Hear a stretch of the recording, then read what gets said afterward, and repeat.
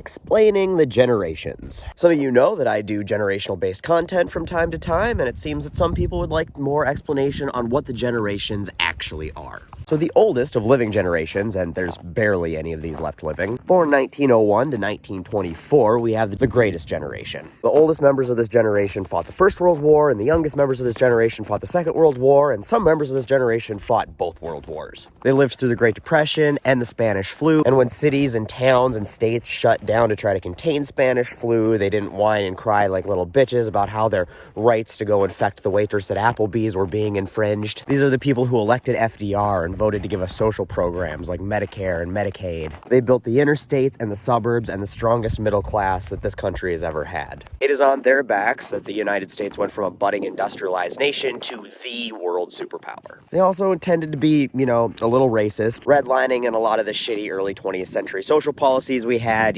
that's theirs to own. Also, they were really horny and had a really weak pullout game, but we'll get back to that in a minute. Because the next generation, which is mostly the greatest generation's younger siblings, a few of their kids, is the silent generation. Born 1925 to 1945, I think that they are probably the most overlooked or mislabeled generation out there. Some people seem to think that silent generation came before the greatest generation, and then they just fill in the actual silent generation with more of greatest gen and boomers. But they are their own generation, and they did a lot of great shit. They grew up through the Great Depression, and then a bunch of their dads went off to fight the Second World War. And that hardship seemed to make them empathetic people, because they would grow up to be hippies. Everybody you associate with all the civil rights and protest movements of the 1960s, Martin Luther King, Janis Joplin, Bob Dylan, Jerry Garcia, Malcolm X, Bernie fucking Sanders, all silent gen.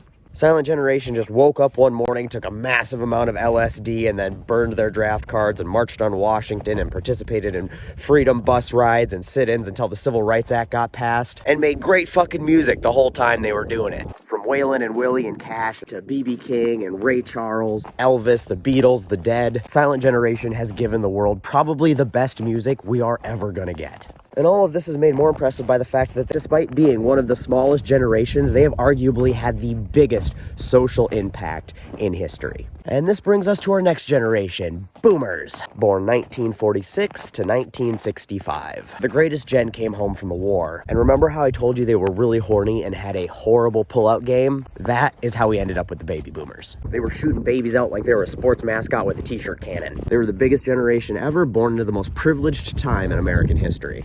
At least the white ones. Remember how Silent Gen grew up through all those shitty situations and then became really empathetic social justice warriors? Boomers did the opposite. They grew up in the 1950s and 60s white picket fence land of plenty America and became selfish assholes. Now, before y'all come at me in the comments and be like, not all boomers, I know, there is lots of people out there who are technically boomers who didn't have great childhoods or grew up to be really nice people and didn't vote for Ronald Reagan. When we're talking about what generations did, we're talking about what the generation did. That doesn't mean every individual person, obviously. So kind of like when we talk about issues with patriarchy and that one guy comes out and's like, not all men. Same thing.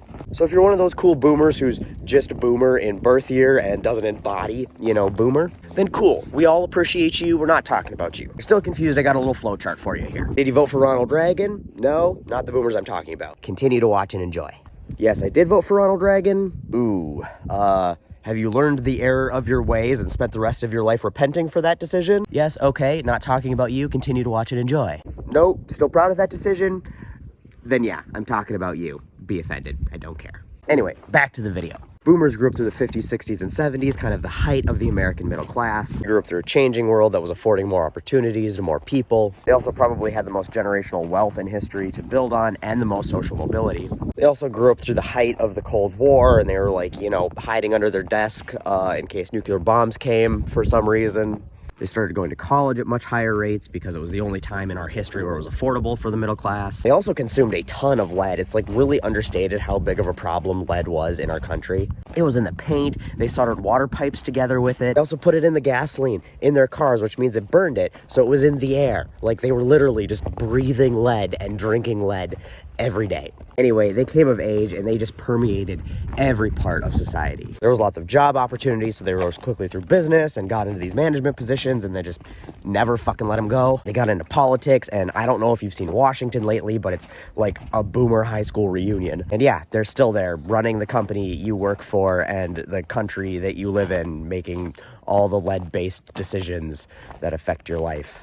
Anyway, this doesn't need to be a boomer rant. I'll move on. Gen X, born 65 to 79. The victims of lead-based parenting, they were forgot at baseball parks a lot, apparently, and just in general, I think. Kind of the first latchkey generation. They were a very individualistic generation, sort of left to fend for themselves while their parents ruined the world. They were really the first technology generation, you know, where like televisions and computers and cell phones were kind of becoming commonplace. The dot-com boom generation. And the 80s, that was their time with all of its glam rock and hairspray and spandex and cocaine. And I really feel like Gen X didn't find much cohesion as a generation, which is why when I say Gen X didn't accomplish much as a generation, that's what I mean. There wasn't some overarching theme of Generation X, that's what the fight was for that generation. Like world wars for the greatest generation or civil rights for the silent generation. They're kind of a generation of crossover generations where you get like the Gen Jones crossing over with boomers and the Zennials with an X, you know, crossing over with millennials. There was a lot of change during the Gen X years, and I think it's just hard for older Gen X to identify as the same generation with younger Gen X. And that brings us to millennials, and we have that same fucking problem as Gen X did. The children of late boomers and early Xers, a lot of older millennials were latchkey kids as well, raised by the same people who raised Gen X. Then you get a lot of the younger millennials who had the Gen X parents who ended up being helicopter parents trying to not be the parents that their parents were.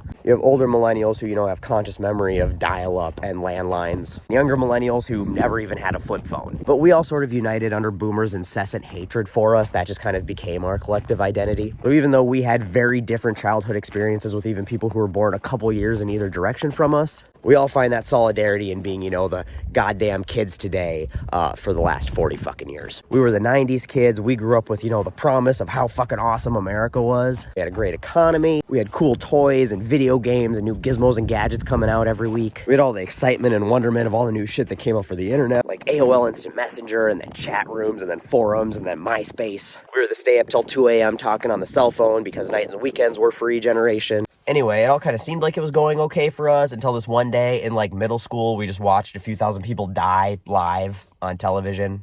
And it just kind of went downhill from there. The rest of our life from that moment on had just then been war constantly for 20 years. So, you know, that was kind of going on in the background the whole time. And then they're like, well, you need to go to college now or you'll be a failure. And we're like, okay, but it's gotten like super expensive. They're like, yeah, don't worry about that. You know, you're going to get an awesome job and you can just pay it back later. Then the boomers gave us all this like credit card debt that they called like student loans. And then they're like, hey, good luck. Oh, and by the way, you can never file bankruptcy on this. And then the boomers turned immediately around and filed bankruptcy on the entire country. So then we had all this debt and now this college degree that there was no jobs for. So that sucked. But we did elect the first black president, so that was kind of cool. Got gay marriage legalized. That was kind of cool, even though the boomers are managing to undo our little victories there, too. So yeah, we're in our 30s and 40s now. Our generation is under, you know, crippling debt. We can't afford housing or food or healthcare. But what little money we do have, we spend on alcohol, and we are some fun drunks. And since we can't afford kids either, we're just going to be the, you know, fun aunts and uncles. The ones that'll give you a beer when you're like 13 and be like, psh, don't tell your mom. And this brings us to Gen Z, born 95 to 2012. They're the kids of Gen X and some millennials and have grown up in a very different world than either of us. They were basically born with high-speed internet and the world in their pocket. Their entire life, a huge portion of their social life has been on a screen like this. And unfortunately for them, they're kind of the guinea pig generation for that because, again, we didn't grow up with it, so we don't really know how the fuck to parent through that. I think Gen X and millennials are more supportive, like better parents than what we had, so hopefully we've done an okay job. But like the body issues from Instagram and internet bullying and all that kind of stuff, we're learning to parent through it as they're going through it. So they're having to figure a lot of the shit out on their own. And I don't have kids, but I feel for the Gen Xers and millennial parents, and I feel for Gen Z going through it. Y'all are pioneers in a brave new world. Also, unlike their parents who kind of at least got a glimpse of what the good old days of American exceptionalism was like, they were just born to the world literally burning. They don't remember a pre-9/11 America, a pre-recession America. They don't remember us just not always being in Iraq and Afghanistan. Anyway, they seem like they have a fire under their ass and are going to be able to do some really great things. If anybody can change the world, going to be Gen Z. Then there's Gen Alpha, which is 2013 to now. They are literally all children. So yeah, just gotta wait a few more years to start recapping them. That's my opinionated explanation of all the generations. And this video kind of got away from me. I did not expect it to be this long. So if you actually stuck it out and watched this far, thank you. I appreciate you.